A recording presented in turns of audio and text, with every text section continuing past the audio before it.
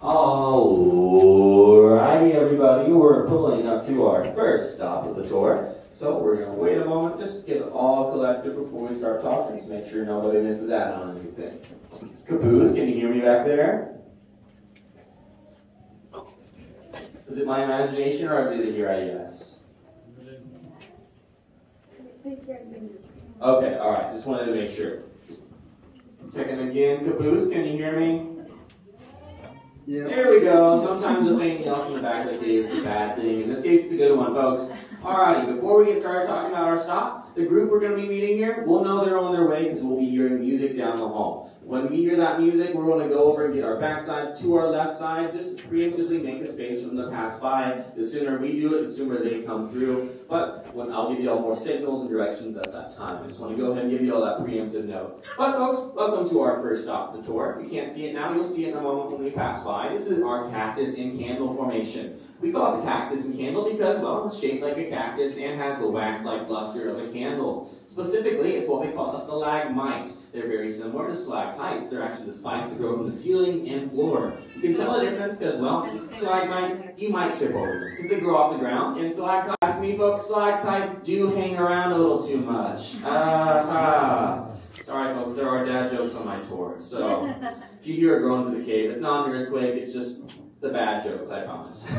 But folks, I'm going to tell you, all these formations you're seeing today are formed when water sinks to the ground, dissolves limestone, and then redeposits that limestone in the form of calcite on the interior of the cavern. All these formations are formed that way. It just depends on how the water goes off the side of the rock or how it lands on rock, any of those things. So if you feel water dripping on you today, we call those cave kisses. They're supposed to be good luck. So if you get a lot, maybe go to the casino, buy a scratch ticket. If you don't get any, don't ask your neighbor for a cave kiss. And if you get too many, please do not get the cave kiss back. But folks, I'm going to go ahead and play that audio clip we got here for you. It's a direct journal entry from Neil Lambert's journal. It's pretty interesting. Tells you more about his first thoughts. He's opening the cavern for tours and some of these formations. That group is on the way, so make sure you keep your backside to the left side, and I hope you enjoy that audio. We opened Ruby Falls Cavern for tours on June 6th of 1830. Building up to that big day, we blasted through the mountains using 15,000 pounds of beginning. And about 5 miles of limestone to create elevation. We used that limestone to build the Cavern Castle, which some call the world's most magnificent cave entrance. We carefully planned the trip through the cavern to avoid disturbing the underground streams and ancient formations. Stalagmites rising up from the ground, stalactites suspended from the ceiling, and columns where the two meet and join together. All created by water and the mineral calcite, dripping through cracks in the limestone. Drop by drop, the tiny calcite deposits build up very slowly over time to create formations, each as unique as a fingerprint. Without water, the life cycle of the formation ends. We ask that you do not touch any formation in the cave. It is against state law to write on, to face, or break cave formations. For your safety, please stay with your guide. Down here, it only just felt right to call it the Hall of Dreams. You also notice above you, this is the part of the cavern with the highest concentration of stalactites. These really tiny ones are specifically what we call soda straws or capillary tubes. They're like baby stalactites. They start off hollow. When they fill up with calcite, they're more of an average, mature stalactite. But I think it's important that all of you know that a caver's favorite kind of soda, it's lemon and limestone, folks. But, sorry. But folks, one more thing I want to point out to you before we play the audio in this section is our Leaning Tower. Not only is it my favorite formation in here, it's actually the oldest formation in here. The cave itself is about 10 million years old. This formation dates to 3 to 5 million years old. So it's pretty cool stuff, folks. But I'm going to go ahead and play that audio for y'all. It's another journal entry from Neil telling you more about his thoughts in here. He's seeing some of these formations and the minerals in the rock and what colors those minerals make the rock look like. So, go ahead and enjoy, folks. Nature is a patient artist. With a growth rate of only ½ an inch every 100 years, the creation of formations in the cave spans centuries. Their distinctive shapes are miraculous. Fabric-like draperies flowing from limestone. Curly helictites defying gravity. Delicate, straw-shaped capillary tubes hanging from the ceiling, and mounds of flowstone resembling lava. The shapes are determined by location and rate of water flow, with mineral content influencing their color. White from calcium carbonate, brownish red from iron oxide, and black from manganese. And formation is a unique We are now approximately halfway to the falls. For your safety, please wash your head. Use hand grenades for light and stay your knowledge. Alrighty, folks, as we come this way, please make sure you use those handrails. We're going up to a tight, slick, and have a bit of an incline part. Notice that rock has been broken off by people who run into it. I'm asking you to please watch your side, use that handrail, and do not become another chip off the old block.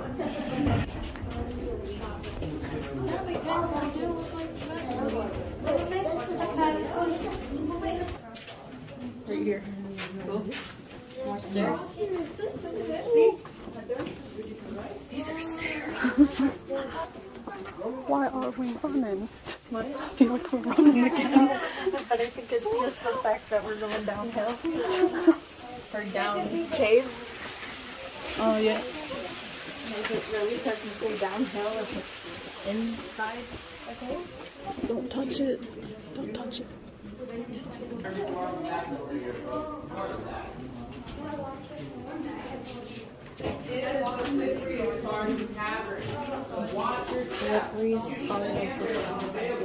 Also the best part, you get cave kisses, and maybe you'll be extra lucky.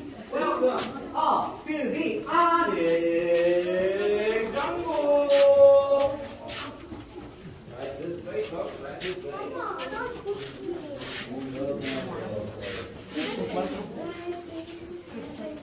Yeah.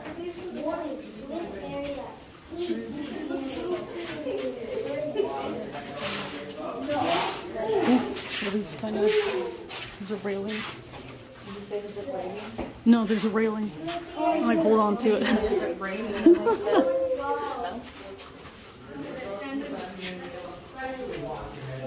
Here's one I got adjusted, where I get my hair cut. It's about $36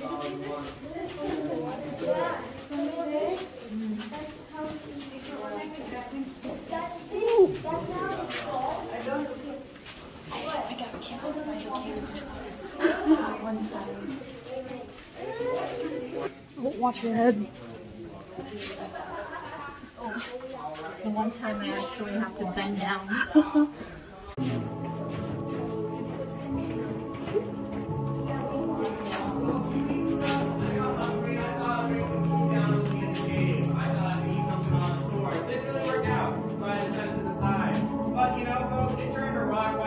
Get back to it. It's a steak and potato. Let's talk about a well-marbled steak. I have to eat the steak and I don't know how long, so every time I see this, I'm going to go to Texas Roadhouse.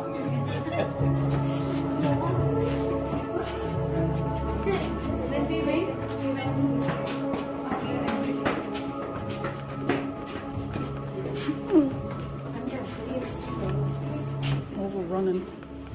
Running.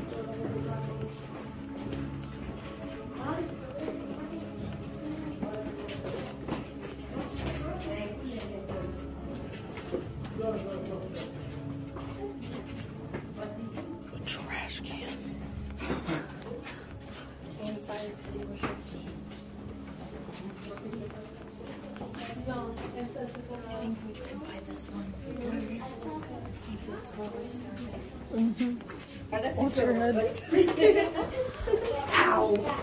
Did you hit it? Yeah! Oh. You're 5'3" and up, man. Watch your heads, y'all. Watch your heads. Where was that about 2 minutes? Get you on this side right over here. Watch your head, man. Too late. We are right outside the balls room. Are y'all excited? Yep.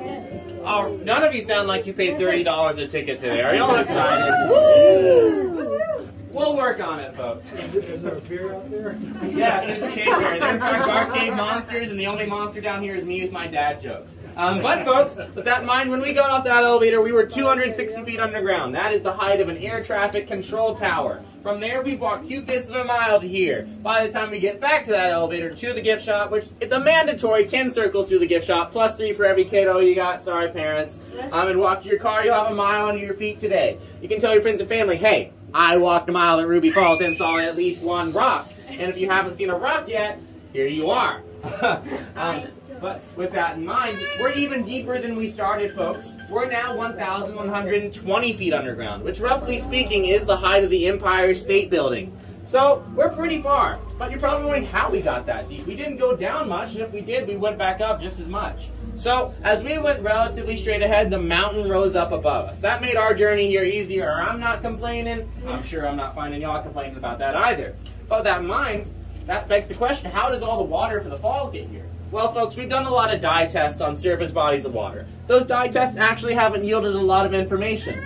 So we think the main source of the waterfall is a lot of underground springs. So a lot of that sources that are already down here. But what we do know is it's overall part of what we call a watershed system, which basically means a lot of different sources supplement it. So rain, creek, rivers, rainfall, especially rainfall, folks, adds to the stream here. If we get a lot of rain, it makes it go even faster. If we don't get a lot of rain, it still goes fast, just nothing like crazy. But with that in mind, folks, as the water sinks to the ground, it collects the mineral carbon. That makes it carbonic acid. That sounds scary, folks, but in reality, carbonic acid is just carbonated water, which is what our soda is before we put in the syrup. But that carbonic acid is what carves out everything you see in here. The only things that are not natural in that falls room is the floor, the lighting, and the hole the water goes into. Because if we didn't have those, it'd be a lot darker and wetter on our tour. So with that in mind, carbonic acid, carves out everything here. What if we drink it, folks? What if we drink it? What will it do to your teeth with sugar in it? So let's not drink soda anymore, you're right? But some people ask, well, if it really is just carbonated water, can we drink it? Yes and no. So the problem is, it does naturally get filtered out above us as it goes through all the layers of sediment, kind of like a Brita system might back at home. But it's not the only mineral it collects. Magnesium is another. Who here's heard of milk of magnesia? If you don't know what milk of magnesia is, it's a laxative. And if you don't know what a laxative is, I'm not telling you. The active ingredient of milk of magnesia is 2% magnesium. Our water has 14% magnesium. If you drink our water, you will be having a moving experience today. Like it or not, you'll leave your own trail out of this cavern. Sorry, I know those were crappy jokes. I get it. By the way, we are going to have a group coming through here, and they're going to come down this side, so just make sure to make way for them as they come through. But I do want to tell y'all, as we go in there, the water does splash around like any other part of the cavern, so just make sure to watch your step. It still is slippery. We're going to have a really cool light show that plays with the falls. Now, initially, when we go in, the falls won't be lit up. Just a pre-light show to make sure everybody gets in, everyone can see when the lights turn on. It's a big reveal, so don't shine your light on it before that happens. It will ruin the surprise, folks. So when we do go in, 7 minutes. That's how long the light show goes. I don't control how long it lasts. I just press the button, folks. But I will give y'all a 1-minute warning when it's almost over. Y'all heard me. You know I'm loud. You haven't heard me at my loudest yet. I know that's a scary thought. But you will hear me. So, folks, while we're in there, I'm going to have the right side of the room follow me into the falls room first, and then the left side. When we leave caboose, I just ask y'all stick to the back because it gets confusing to get a new caboose. With that in mind as well, folks. You're going to hear some cool music to play for the light show, and this has been here recently. Probably haven't heard that music. It is pretty underground, you know? But I do want to say as well, folks, when we go in, if you have any questions, please don't hesitate to ask. I love talking about rocks and caves, folks. I talked about caves for 2 hours on my first date. We're both nerds. We're still together. I think that works out. So I'm more than happy to answer y'all's questions. Secondly, I'm also going to have to take pictures for y'all. I know the best spot and the best mode on your phone to take those pictures in the falls room. Just come tap my shoulder and say, hey, Peter, answer my question. Hey, Peter, take this picture for us. I'm not psychic, unfortunately, so I'll have to have y'all come up to me and help that out. But with that in mind, sometimes the pictures, you got to wait on the lighting to the sides. But for the most part, I think I can get some good pictures for y'all. But with that in mind, are y'all excited to see the falls? Yeah. Ready? Are you on the booster? Yes, sir. Perfect. Right side of the room will follow me in, and the left side, and we'll make our way through. Right side, right this way.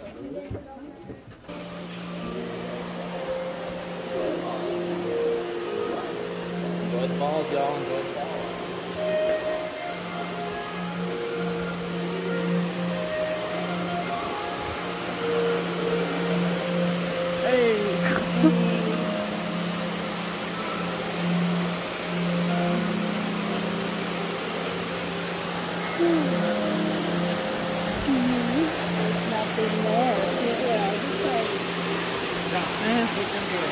I don't have a good dark mode on my camera. Light to come on. You just wait. Pretty cool when it comes on.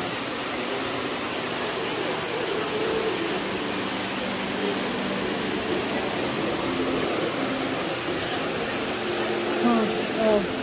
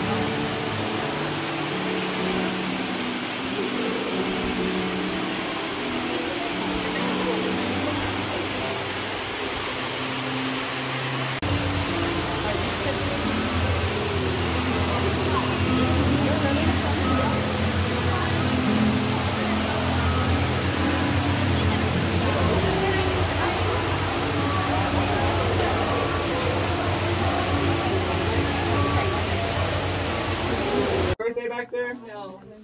That's a shame. Alrighty, folks, I'll have y'all know I'm actually a music student, despite as much as I talk about rocks, which I like to think is a weird combination, but makes me a rock star, so you know.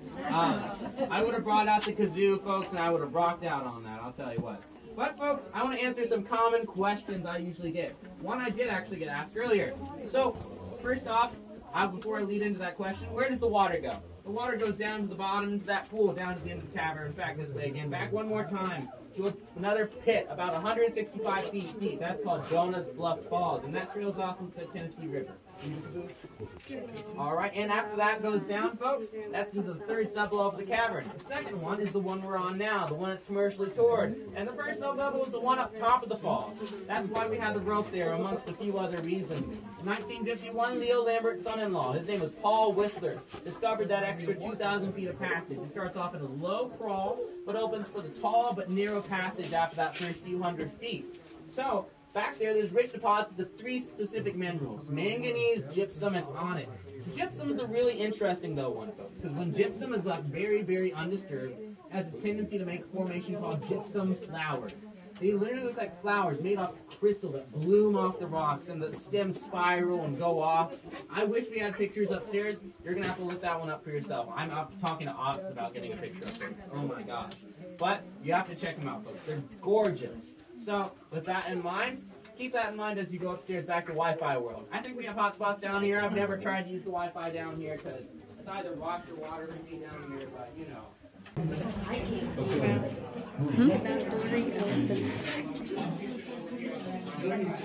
It's very zoomed in. Oh yeah.